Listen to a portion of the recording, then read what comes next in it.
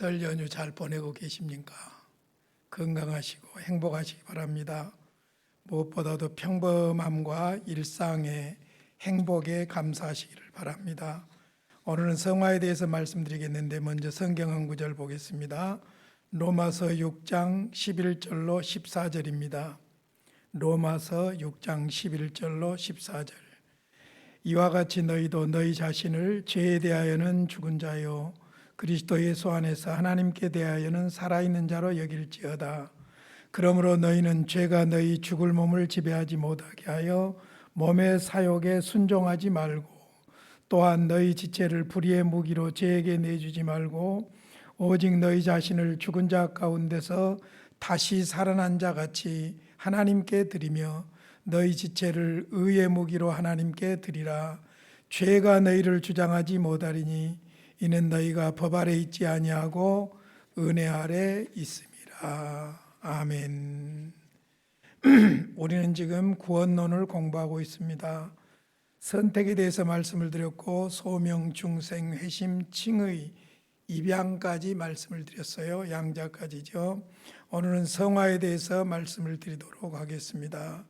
서론적으로 좀 말씀을 드린다면 소명, 즉 부르심은 하나님이 우리에게 호소하는 것이고, 중생은 하나님이 새 생명을 우리 안에 주시는 것이고, 하나님이 부르시고, 중생은 새 생명, 하나님이 새 생명을 우리 안에 주시는 것이고, 칭의는 하나님이 의로운 법적 지위를 선언해 주시는 것이죠. 법적 선언이죠. 입양 혹은 양자는 하나님이 우리를 하나님의 가족으로 만들어 주시는 것입니다. 자, 이제 성화에 대해서 공부를 하겠는데 먼저 성화라는 용어부터 좀 잘 정리를 하시기를 바랍니다. 성화를 구약에서는 카다시라고 그러는데 거룩하게 하다 그런 의미가 있고요, 구별하다 그런 의미도 있습니다. 신약에서는 하기오스라고 그래요. 하기오스라는 말도 구별한다 그런 의미가 있습니다. 그런데 구약의 성화의 의미인 카다시가 어근을 보면은 차다시, 비춘다에서 유래했다고 그래요. 하나님이 거룩하시지요. 그러니까 거룩한 하나님을 믿는 자들, 그리스도의 생명을 모셔드린 자들이 그 생명의 빛을 비추는 것이지요. 하나님의 빛을 비추는 삶. 그래서 구별된 삶, 거룩한 삶, 그래서 말과 언어와 행동과 모든 것들이 구별해서 사는 그런 삶을 성화라 그렇게 이야기하는 것이죠. 자, 성화에 대한 교리적인 정의를 내려보겠는데요. 유명한 앤서니 후쿠마 교수와 웨인 구르뎀 두 분의 정의를 참고로 소개해 드리겠습니다. 먼저 앤서니 후쿠마 교수의 정의입니다. 성화란 우리의 책임 있는 참여를 포함하여 성령이 우리를 죄의 오염에서 건져내시고 우리의 본성 전체를 하나님의 형상에 따라 새롭게 하시며 우리로 하여금 하나님이 기뻐하시는 삶을 살 수 있게 하는 성령의 은혜로운 역사다.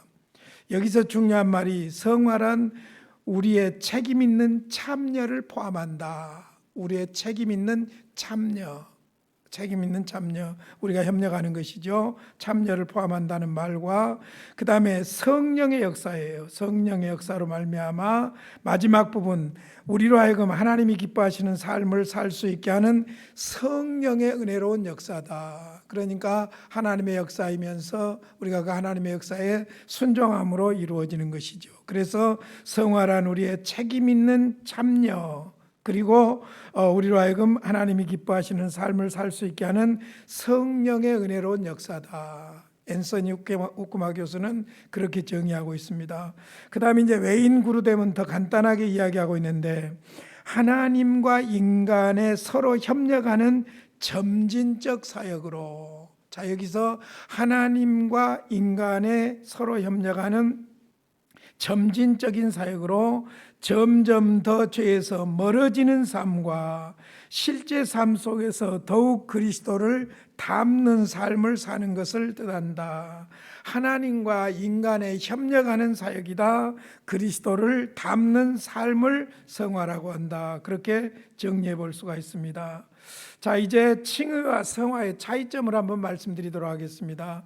칭의와 성화의 차이점을 말씀드리면은 성화가 무엇인지 더 정확하게 알 수 있기 때문이죠. 한 5가지 정도로 차이점을 생각해 봅니다. 먼저 칭의는 법적인 신분입니다. 하나님의 법정에서 그리스도의 의로 말미암아 우리를 의롭다고 선언해 주시는 것이죠. 법적인 신분을 말합니다. 그러나 성화는 그 결과로서 내적인 상태입니다. 내적으로 우리의 인격과 삶이 변화되는 것을 말하죠. 두 번째로 칭의는 단회적입니다. 예수 그리스도를 구주로 영접할 때에 중생을 전제로 해서 중생과 믿음을 전제로 해서 의롭다고 하시는 것이죠. 그러니까 이것은 단회적인 사건이죠. 예수를 그리스도로 믿으면 중생한 거지요.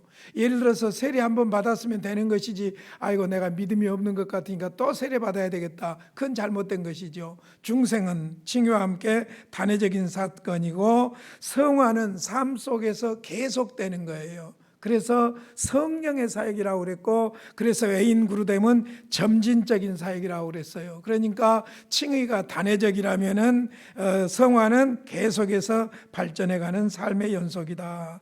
세 번째, 칭의는 완전한 하나님의 사역이에요. 하나님이 중생하고 의롭다고 선언해 버렸어요. 그래서 하나님의 자녀가 된 거예요. 돌이킬 수가 없는 것이죠. 완전한 하나님의 사역이죠. 그러나 성화는 이제 거듭난 중생한 의롭다함을 받은 하나님의 자녀들이 하나님의 자녀답게 계속해서 새롭게 살아가는 삶이죠. 그래서 하나님과 인간이 협력하는 것이다. 네 번째로 칭의는 이 땅에서 완전하게 이루어졌어요. 이것을 임이라고 그럽니다. 그러니까 소명, 중생, 회심, 신앙, 칭의, 양자까지는 이미 이루어진 사건이에요. 그러나 성화는 이 땅에서 완전하게 이루어지지 않습니다. 이것을 전문용어로 아직이라고 그러죠. 아직. 그러니까 이미 하나님의 자녀 됐어요. 이미 예수의 생명이 내 안에 들어왔고, 그러므로 하나님의 법정에서 의롭다함을 받았고, 그러므로 하나님의 양자로 입양이 된 것이죠. already, 이미여요. 나는 그래서 오늘 죽어도 천국에서 깰 수 있는 지금 현재 중생하고 거듭난 하나님의 자녀예요. 그러나 성화는 아직이에요. not at, 아직 완전하게 이루어진 것이 아니에요. 성화는 진행 중이라는 것이죠. 상태를 말하기 때문이죠. 신분과 상태로 정리를 해보시면 돼요. 칭의를 신분이라고 한다면 성화는 상태로 연결을 해보시면 이해가 될 것입니다. 자, 마지막 5번째로 칭의는 모든 그리스도인이 동등합니다. 예수를 믿어서 새 생명을 소유하게 되면 다 중생한 그리스도인이고 의롭다함을 받고 하나님의 자녀가 된 것이죠. 모든 그리스도인이 동등합니다. 그러나 성화는 그리스도인마다 다릅니다. 상태이기 때문입니다. 어떤 사람은 미숙하고, 어떤 사람은 성숙하고, 어떤 사람은 더 성숙하고, 어떤 사람은 덜 성숙하고, 그런 차이점이 있다는 것이죠. 이렇게 칭의와 성화를 5가지로 정리를 해보면은 칭의는 무엇이고 성화는 무엇인가 하는 것을 정확하게 알 수가 있습니다. 칭의와 양자까지를 합해서 우리는 신분이라고 정리를 해보시면 돼요. 하나님의 자녀가 됐어요, 이제. 그러므로 이제부터 하나님의 자녀답게 살아가는 거예요. 그러니까 아까 제가 성화라는 용어를 설명하면서 카다시, 구별된 삶, 분리하다, 거룩하다, 그런 뜻인데, 차다시, 하나님의 생명을 모셔드렸기 때문에 그 생명을 우리의 언어와 행동을 통해서 사람들에게 비추는 것이죠. 구별되어 가는 삶이라고 볼 수가 있습니다. 자, 그 다음에 이제 성화의 특성, 성화의 3단계에 대해서 말씀을 드리겠는데요. 성화는 첫 번째, 인간이 주체가 아니라 하나님의 사역이다. 구원론은 처음부터 끝까지 하나님의 사역이라는 것을 전제하셔야 돼요. 하나님이 택하십니다. 하나님이 부르십니다. 그러죠? 택하심에서부터 하나님의 사역이에요. 중생도 하나님의 사역이에요. 새 생명을 우리 안에 주신 것이죠. 칭의도 의롭다는 것도 하나님의 사역이에요. 양자도 하나님의 사역이에요. 성화도 그러므로 하나님의 사역이라는 것이죠. 우리가 인간을 통해서 하나님이 거룩하게 구별된 삶으로 나타나니까 마치 좀 이따 더 자세히 설명은 드리겠습니다만은 인간의 사역인 것처럼 오해해서는 안 됩니다. 먼저 철저하게 성화도 하나님의 사역, 성령의 사역이라는 것을 분명하게 하셔야 돼요. 그것을 잘 말해주고 있는 것이 아까 여러분에게 읽어드렸던 로마서 6장 11절로 14절인데 중생과 성화, 성화와 중생을 잘 정리를 해보시면 이걸 바르게 이해할 수 있어요. 중생이 하나님의 사역이라면 성화도 당연히 하나님의 사역일 수밖에 없고, 예수의 생명이 내 안에 오셨고 그 생명이 나를 통해서 역사하신다면 당연히 내가 하는 성화의 일이지만은 결국 하나님의 역사라는 것을 인정할 수밖에 없는 것이죠. 자, 로마서 6장 11절로 14절 다시 보겠습니다. 무엇을 말하는지 잘 보세요. 이 말씀을 이해하도록 하기 위해서 여러분에게 먼저 한 단어를 전제해 드리겠습니다. 신비한 연합, 중생은 신비한 연합, 이걸 먼저 이해하시면 로마서 6장 11절로 14절이 정리가 돼요. 이와 같이 너희도 너희 자신을 죄에 대하여는 죽은 자요 그리스도 예수 안에서 하나님께 대하여는 살아있는 자로 여길지어다. 왜 그렇습니까? 예수를 영접한 순간 십자가에서 죽으신 예수님이 내 죄를 대신해서 죽었어요. 예수 죽음, 내 죽음. 그 다음에 예수님이 부활하셨어요. 부활하사 살아계신 주님이 지금 내 안에 오신 것이에요. 그러니까 예수 부활, 내 부활. 그러니까 예수님을 믿는다는 것은 예수님을 모셔드린다는 것이고, 예수님을 모셨다는 것은 죽으시고 부활하신 예수님께서 내 안에 살아계신 것을 말해요. 그러니까 중생은 무엇이 전제되느냐? 예수 죽음, 내 죽음, 예수 부활, 내 부활, 그리스도와 내가 신비한 연합을 이루는 거예요. 자, 그걸 생각하고 11절을 다시 보세요. 이와 같이 너희도 너희 자신을 죄에 대하여는 죽은 자요. 예수 십자가와 함께 죽었어요. 이미. 그리스도 예수 안에서 하나님께 대하여는 살아있는 자로 여길지어다. 예수 그리스도가 내 안에 살아계시는 것이지요. 그러므로 너희는 죄가 너희 죽을 몸을 지배하지 못하게 하여 몸의 사욕에 순종하지 말고, 당연하지요. 예수의 생명이 나를 지배하고 있기 때문에 이제는 예수의 생명이 나를 통해서 살도록 우리의 몸을 악에다 허락해서는 안 된다는 것이죠. 또한 너희 지체를 불의의 무기로 죄에게 내두지 말고 오직 너희 자신을 죽은 자 가운데서 다시 살아난 자 같이 하나님께 드리며 너희 지체를 의의 무기로 하나님께 드리라. 죄가 너희를 주장하지 못하리니 이는 너희가 법 아래 있지 아니하고 은혜 아래 있음이라. 그러니까 중생은 예수의 생명이 내 안에 오신 것이죠. 갈라디아서 2장 20절, 내가 그리스도와 함께 십자가에 못 박혔나니 이제는 내가 산 것이 아니요 오직 내 안에 그리스도께서 사신 것이라. 이제 내가 육체를 가지고 사는 이 육체 가운데 사는 것은 나를 사랑하사 나를 위하여 자기 자신을 버리신 하나님의 아들을 믿는 믿음으로 사는 것이다. 이미 내 안에 계신 그로 말미암아 내가 사는 것, 그렇게 사는 삶이 거룩한 삶, 성화로 연결된다는 것이지요. 그러므로 죄와 결정적으로 단절되는 성화의 첫 번째 단계는 우리의 욕구가 향하는 중생과 관련이 있어요. 내 안에 예수님이 계셔요. 그것이 바로 우리의 성화의 뿌리가 되는 것이죠. 그러므로 성화는 중생이 결정적인 시작점입니다. 그러니까 우리가 그냥 착한 일 좀 한다고, 선한 일 좀 한다고 저 사람 성화된 삶이다, 그렇게 말하지 않아요. 먼저 예수의 생명을 모셔드린 중생한 사람에게 칭의와 양자가 주어지고 그 사람들이 사는 삶이 어떤 삶이에요? 성화라는 거예요. 거룩한 삶, 주님을 닮아가는 삶이라는 것이죠. 그런 의미에서 내 안에서 작동하시는 분, 중생, 새 생명이 근거가 되기 때문에 성화도 궁극적으로는 하나님의 사역이다. 그렇게 일단 첫 번째 정리를 하셔야 돼요. 두 번째, 그러므로 성화는 한 사람의 전생에 걸쳐서 발전됩니다. 아까 칭의나 양자는 단회적이라고 그랬죠. 단회적이라고 그랬어요. 우리는 이미 거듭났어요. 하나님의 자녀예요. 그러나 성화는 어쩝니까? 내 일생을 통해서 달라져 가는 거예요. 변화되어져 가는 거예요. 그러니까 평생의 사역이다 그런 말입니다. 빌립보서 3장 13절로 14절 바울 사도의 고백입니다. 형제들아, 나는 아직 내가 잡은 줄로 여기지 아니하고 완성됐다고 생각하지 아니하고 성화가 끝났다고 생각하지 아니하고 오직 한 일, 즉 뒤에 있는 것은 잊어버리고 앞에 있는 것을 잡으려고 목적, 궁극적인 구원, 성화의 마무리, 앞에 있는 것을 잡으려고 표대를 향하여 그리스도 예수 안에서 그 말이에요. 그리스도 예수 안에서 하나님이 위에서 부르신 부름의 상을 위하여 달려가노라. 멈추는 것이 아니라 지금도 계속해서 이 영적인 길을 진행하고 있다는 것이죠. 그러므로 신약 성경에 나오는 모든 종류의 도덕적인 교훈이나 명령은 성화의 관점으로 보아야 됩니다.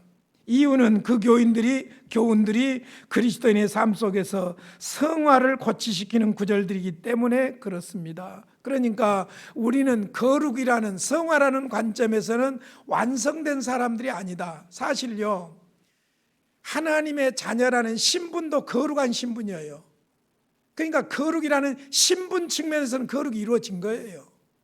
그러나 상태적인 측면에서는 전생애를 거쳐서, 평생을 거쳐서 이 성화는 진행되고 발전된다. 이걸 꼭 기억하셔야 돼요. 그러니까 이걸 잘 알면은 중생과 성화 혹은 중생과 선행, 이런 문제가 정리가 잘 되는 거예요. 그래서 소명중생회심 신앙칭의 양자, 여기까지는 단회적이다. 이미 이루어진 것이다. 성화는 지금 이루어져 가고 있는 것이다. 그렇게 보면 되는 것이죠. 세 번째 단계입니다. 그러면 성화는 언제 완성되느냐? 우리가 죽을 때 혹은 그리스도가 다시 오실 때 완성됩니다. 죽을 때 완성된다는 것은 몸을 떠나 영원히 하나님 나라에 감으로 완성되는 것이고, 개인적인 종말이죠. 그 다음에 그리스도가 다시 오심으로, 재림하심으로 완성된다는 말은 우리가 이제 떠나 영혼은 하나님 나라에 가고 육체는 땅에 머물다가, 이것이 이제 중간기적인 성격을 가지고 있죠. 주님이 재림하실 때 영혼과 육체가 만나게 되죠. 그렇게 해서 구원이 완전히 이루어지는 거예요. 그때 성화가 완전히 완성되는 영원한 하나님 나라 구원 역사가 마무리되는 것이죠. 그러니까 개인적인 종말로 육신이 무너지는 순간 영원히 하나님 나라에 감으로 성화가 완성되든지, 아니면 우주적인 종말로서 주님이 재림하심으로 말미암아 우리의 영혼과 육체가 만나서 영원한 하나님 나라를 사는 구원의 완성 상태에 들어가든지, 그때 성화가 이루어진다는 것이죠. 그러니까 개인적인 성화의 완성과 하나님 나라 구원의 완성으로서의 성화의 마무리를, 두 가지를 다 이야기하고 있는 것이죠. 로마서 7장 21절로 25절, 이것이 이 땅의 그리스도인들의 고백인데요, 바울 사도의 기가 막힌 고백이에요.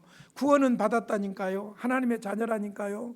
그런데 여전히 죄 가운데 살 수밖에 없어요. 그러다 보니까 육신을 가지고 있는 동안 시간과 공간의 제약을 받다 보니까 내가 하나님의 자녀인데 자녀답게 살지 못하는 상황들이 자꾸 생겨나는 거예요. 이 갈등이 이 땅에 있는 그리스도인들의 삶의 모습이라는 것이죠. 한번 보겠습니다. 7장 21절부터 25절까지입니다. 그러므로 내가 한 법을 깨달았느니, 바울의 고백입니다. 곧 선을 행하기 원하는 나에게 악이 함께 있는 것이로다. 이것이 갈등 속에 있는 바울 사도의 모습이 우리의 모습이에요. 내 속사람으로는 하나님의 법을 즐거워하되 내 지체 속에서 한 다른 법이 내 마음의 법과 싸워 내 지체 속에 있는 죄의 법으로 나를 사로잡는 것을 보는도다. 오호라, 나는 공고한 사람이로다. 이 사망의 몸에서 누가 나를 건져내랴. 우리 주 예수 그리스도로 말미암아 하나님께 감사하리로다. 그런즉 내 자신이 마음으로는 하나님의 법을, 육신으로는 죄의 법을 섬기노라. 그러니까 소위 내 속사람으로는 하나님의 법을 즐거워한다는 거예요. 그런데 내 지체 속에서 한 다른 법이 또 있는데, 그것이 내 마음의 법과 계속 싸워서 내 지체 속에 있는 죄의 법으로 나를 사로잡는다는 거예요.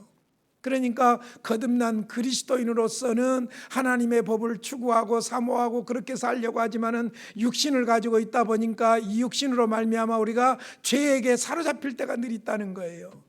그래서 바울 사도가 뭐라고 합니까? 오호라 탄식합니다.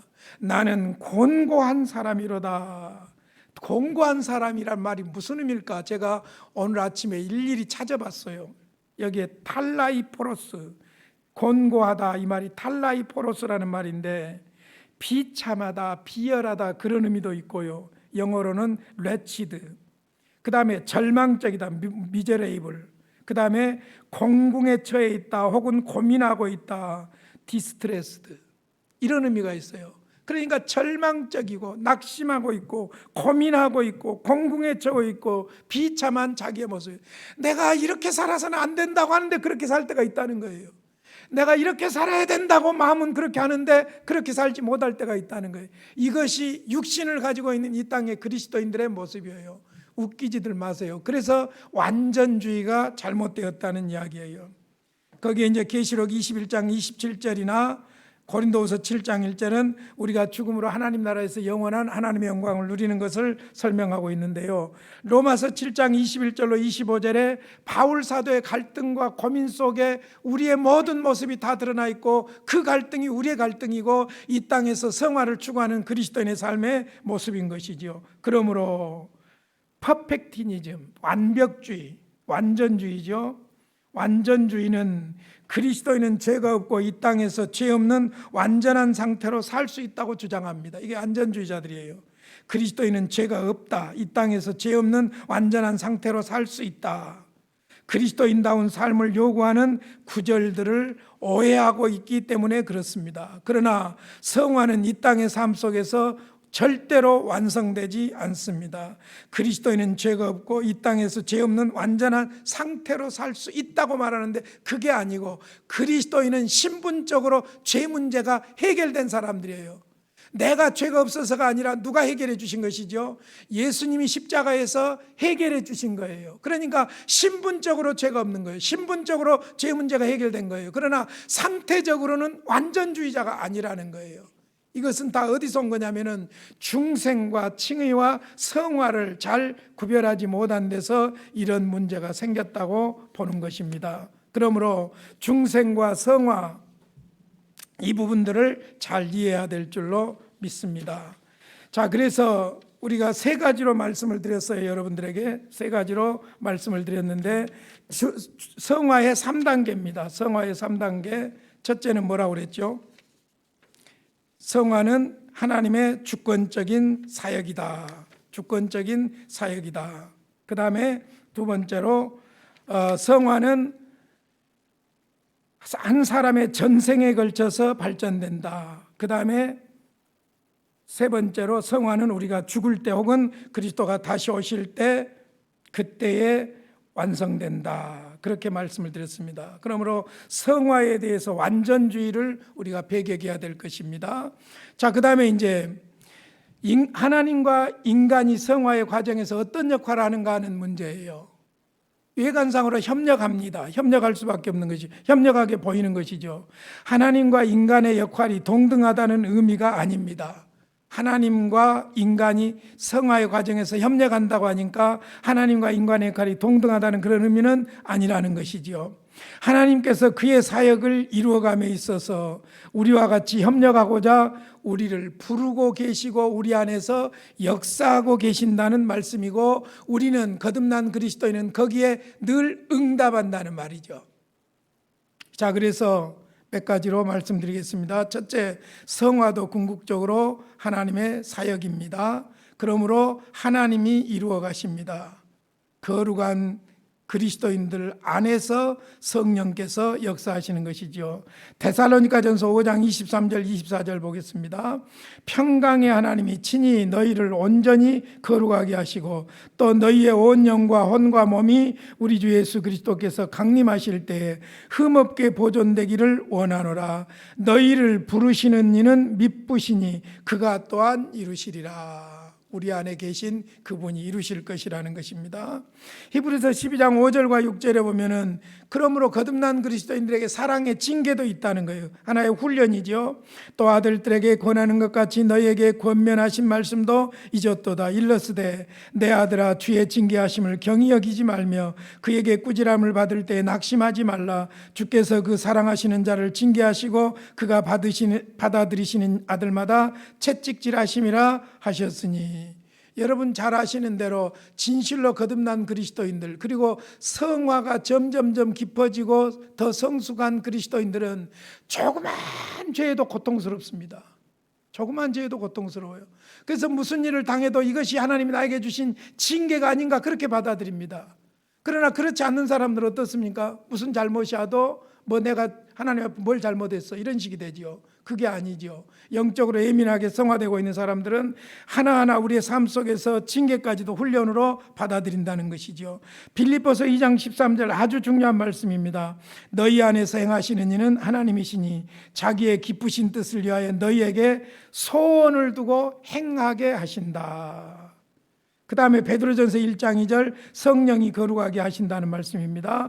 곧 하나님 아버지의 미리 하심을 따라 성령이 거룩하게 하심으로 순종함과 예수 그리스도의 핏부림을 얻기 위하여 택하심을 받은 자들에게 편지하노니 은혜와 평강이 너희에게 더욱 많을지어다. 그 다음에 성령께서 인도하십니다. 갈라디아서 5장 16절 17절 내게 이르노니 너희는 성령을 따라 행하라. 그리하면 육체의 욕심을 이루지 아니하리라. 육체의 소욕은 성령을 거스르고 성령은 육체를 거스르나니 이 둘이 서로 대적함으로 너희가 원하는 것을 하지 못하게 하려 함이니라. 성령 하나님이 거룩한 영이시며 우리 안에서 거룩한 삶을 살아가도록 이끌어 주십니다. 그러므로 성화도 궁극적으로 하나님의 사역입니다. 자, 그렇다면 두 번째로 성화 속에서 우리의 역할입니다. 두 가지로 말씀을 드리겠습니다. 하나는 수동적인 역할이고 또 하나는 능동적인 역할입니다. 수동적인 역할은 하나님께 의존하는 것이지요. 로마서 6장 13절입니다. 또한 너희 지체를 불의의 무기로 죄에게 내주지 말고 오직 너희 자신을 죽은 자 가운데서 다시 살아난 자같이 하나님께 드리며 너희 지체를 의의 무기로 하나님께 드리라. 무엇보다도 우리가 하나님을 의지해야 된다는 거예요. 하나님을 의지해야 된다는 것이고, 그래서 로마서 12장 1절입니다. 그러므로 형제들아 내가 하나님의 모든 자비하심으로 너희를 권하노니 너희 몸을 하나님이 기뻐하시는 거룩한 산 제물로 드리라. 이는 너희가 드릴 영적 예배니라. 하나님을 의지하는 것이 필요하다는 것이죠. 의존하는 것이죠. 그리고 이제 두 번째로 적극적인 활동으로는 순종하라는 것입니다. 하나님을 의존하고 하나님의 인도하심대로 순종하는 것이 우리가 해야 될 일인 줄로 믿습니다. 의지해야 순종하지요. 의지하면 반드시 또한 순종해야지요. 그럴 때 우리의 삶은 거룩한 삶으로 변화가 일어나는 줄로 믿습니다. 로마서 8장 13절 14절입니다. 너희가 육신대로 살면 반드시 죽을 것이로되 영으로서 몸의 행실을 죽이면 살리니 무릇 하나님의 영으로 인도함을 받는 사람은 곧 하나님의 아들이라. 자, 순종하니까 이것도 하고 저것도 하고 막 무엇을 할 것인가만 생각하는데 저는 성경을 보면서 깨달은 것이 있어요. 순종 중에 가장 중요한 순종이 무엇이냐면요, 나를 쳐서 복종시키는 거예요. 나를 쳐서 주님께 복종시키는 거예요. 내가 주의 일 하는데 일한다는데 순종을 그것만 생각하지 말고 근본적인 것이 있어요. 그게 뭐냐? 나를 쳐서 그리스도께 복종시키는 것이, 그것이 진짜 순종이에요. 그 다음은 다 정리가 되는 것이죠. 그런데 제일 어려운 것이 자기를 순종시키는 것이 제일 어려운 거예요.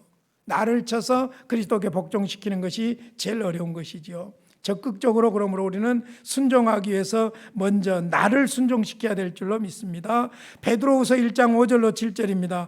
그러므로 너희가 더욱 힘써 너희 믿음의 덕을 덕의 지식을 지식의 절제를 절제 인내를 인내의 경건을 경건의 형제 우애를 형제 우애의 사랑을 더하라. 재밌는 말이에요.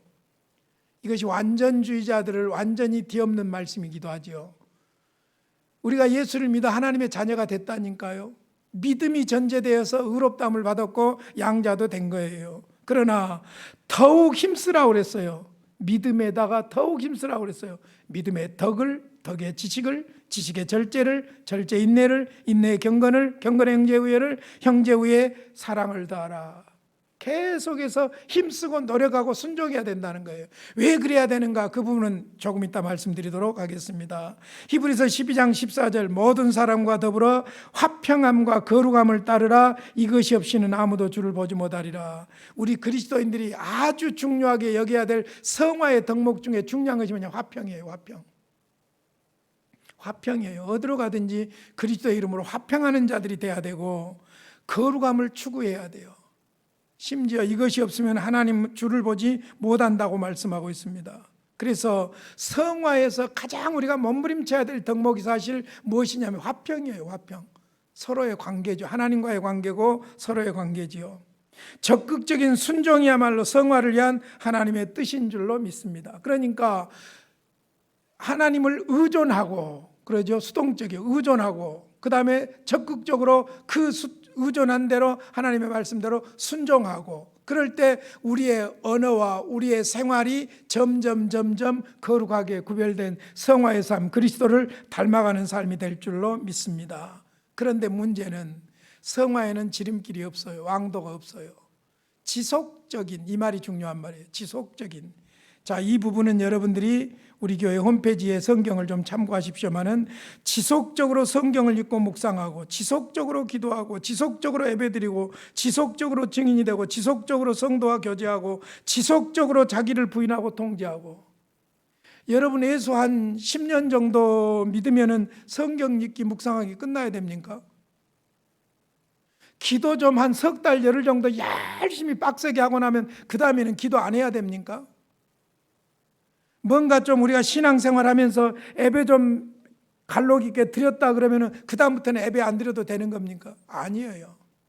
한꺼번에 몰아서 뭘 잘하는 것보다 더 중요한 것이 뭐냐면은 성화의 삶에 있어서는요, 지속적으로 계속해서 반복적으로 끊임없이 하는 거예요. 이게 지름길이라면 지름길이에요. 그럴 때 결국 그렇잖아요. 성경을 읽고 묵상함으로 성경을 통해서 그리스도를 만나고 하나님과 교제하게 되고, 기도함으로 하나님과 대화하게 되고, 하나님을 가까이 하게 되고, 그러면 내 영혼이, 내 모든 상태가 점점 누구를 닮아가게 되겠어요? 주님을 닮아가게 되지요. 지속적이라는 말이 중요한 말입니다. 자, 그 다음에 성화는 우리의 전인에 영향을 미칩니다. 전인격이라는 것은 온전 전인격, 지정의를 말하죠.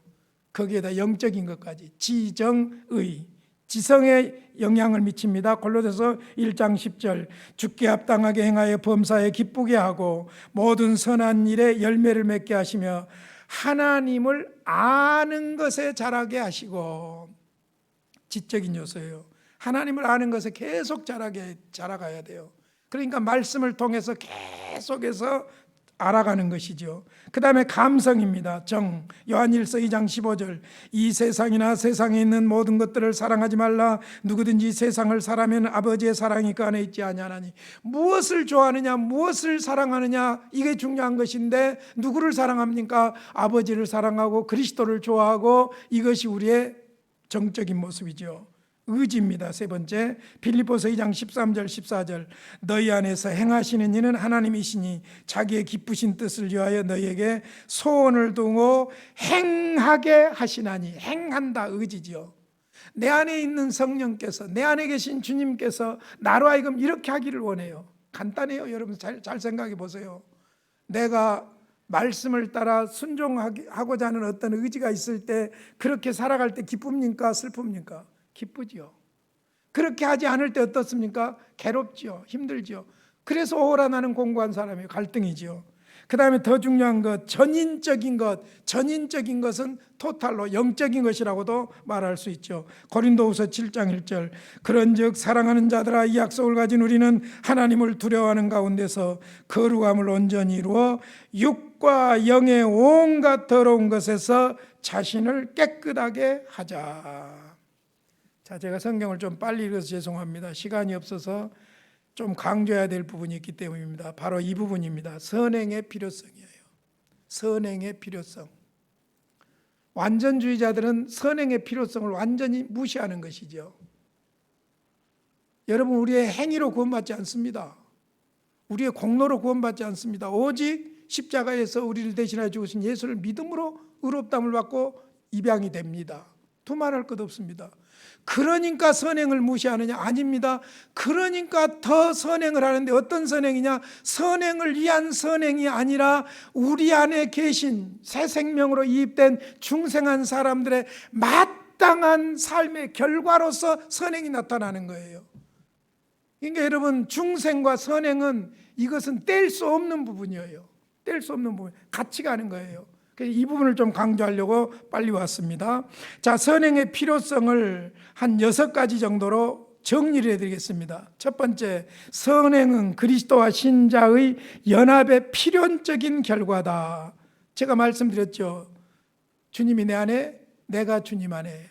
그러니까 내 안에서 역사하시는 그분이 나를 통해서 이렇게 하기를 원하고 저렇게 하기를 원해요. 그것이 바로 선행이고 그리스도인다운 삶이라고 볼 수가 있는 것이죠. 최근 들어서 기독교의 혼란이 자꾸 오는 것 중에 하나가 뭐냐면, 기독교인들의 삶이 너무 개떡같이 사니까 그렇게 살아가지고는 구원 못 받는다, 그걸 좀 강조하려고 하다 보니까 중생하고 선행 문제가 헷갈리게 돼버리는 거예요. 그러니까 중생의 당연한 결과로서 선행은 따라오는 거예요. 선행은 따라오는 거예요. 그렇다고 선행으로 구원받는 것이 아니라 중생한 사람은 반드시 선행이 따라오기 때문에 선행을 포기하고 무시한 사람은 중생이 없다고도 볼 수가 있는 거예요. 이렇게 같이 한 쌍으로 묶으면 정리가 되는 것이죠. 요한복음 15장 5절, 너무 중요한 말씀이죠. 나는 포도나무요 너희는 가지라. 그가 내 안에 내가 그 안에 거하면 사람이 열매를 많이 맺나니 나를 떠나서는 너희가 아무것도 할 수 없음이라. 자, 분명히 선행의 결과, 그것은 누구에게 나타납니까? 사람을 통해서 나타나죠. 그러나 그 선행의 근거, 기초는 어디에 있습니까? 그 거듭난 사람 안에 있는 새 생명이죠. 새 생명이죠. 마찬가지예요. 포도나무에서 포도 열매가 맺는 건 너무나도 당연한 거예요. 근데 포도나무 원줄기에서 맺힌 것이 아니라 가지에서 맺혀요. 그러니까 가지가 지가 맺었다고 하는 것이 아니죠. 원줄기에서 끊어지면 열매는 맺을 수가 없는 거예요. 더더구나 가지가 열매를 맺겠다고 지가 막 영차하고 힘을 쓴다든지 그런 것도 아니에요. 중요한 것은 원줄기에 붙어 있으면, 생명을 공급받으면 열매를 맺는 거예요. 중생과 선행이 바로 그와 같은 거예요. 그래서 신비한 연합, 이 생명체 중생과 이 부분을 잘 정리하시면 될 줄로 믿습니다. 그래서 신비한 연합의 결과로서 선행은 필연적인 것이다. 두 번째, 선행은 하나님의 요구예요. 하나님께서 자기 백성, 자녀 삼은 백성들에게 이렇게 살아다오 하고 요구하고 계십니다. 거룩한 하나님을 모셨고 거룩한 하나님을 섬기는 자녀들이니까 당연히 거룩한 삶을 살아야지요. 로마서 7장 4절, 그러므로 형제들아 너희도 그리스도의 몸으로 말미암아 율법에 대하여 죽임을 당하였으니 이는 다르니 곧 죽은 자 가운데서 살아나신 이에게 가서 우리가 하나님을 위하여 열매를 맺게 하려 함이니라. 열매는, 선행은 당연한 거예요. 로마서 8장 12절 13절, 그러므로 형제들아 우리가 빚진 자로 돼. 무슨 빚을 졌습니까? 그리스도께서 나를 위하여 십자가에 죽었지요. 육신에게 져서 육신대로 살 것이 아니니라. 너희가 육신대로 살면 반드시 죽을 것이로되 영으로서 몸의 행실을 죽이면 살리니. 그러니까 선행의 열매와 관련이 있는 것이죠. 그 다음에 세 번째로 믿음의 열매요, 신앙의 열매지요. 이것이 바로 중생과 성화를 불식시키는 아주 중요한 구절입니다. 야고보서 2장 20절로 22절이에요. 이것 때문에 이신칭의를 주장했던 루터까지도 로마 카톨릭에 대한 강력한 반발 때문에, 공로주의를 주장하는 강력한 반발 때문에 야고보서를 처음에 오해를 한 거예요. 루터도. 그러니까 행함을 강조하고 있는 야고보서를 지푸라기 서신이라고까지 했어요. 나중에 생각을 바꿨지만은, 그러나 이것은 잘못된 것이 아니라 양면성을 이야기하고 있는 거예요. 자, 야고보서 2장 20절입니다. 아, 허탄한 사람아, 행함이 없는 믿음이 헛것인 줄 알고자 하느냐? 우리 조상 아브라함이 그 아들 이삭을 제단에 바칠 때에 행함으로 의롭다 하심을 받은 것이 아니냐? 내가 보거니와 믿음이 그의 행함과 함께 일하고 행함으로 믿음이 온전하게 되었느니라. 로마서에서 바울은 아브라함이 무엇으로 의롭다함을 받았다고 했습니까? 믿음으로 의롭다함을 받았다고 그랬어요. 그러면 로마서에서 말하는 바울의 말과 야고보서에서는 뭐라고 했어요? 행함으로 아브라함이 의롭다함을 받았다고 했어요. 대치되고 있습니까? 아닙니다. 같은 말이에요. 같은 말의 양표원이라고 볼 수가 있는 것이죠.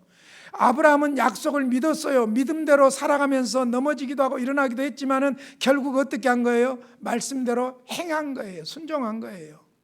같은 개념으로 보시면 됩니다. 신앙의 열매라는 것이죠.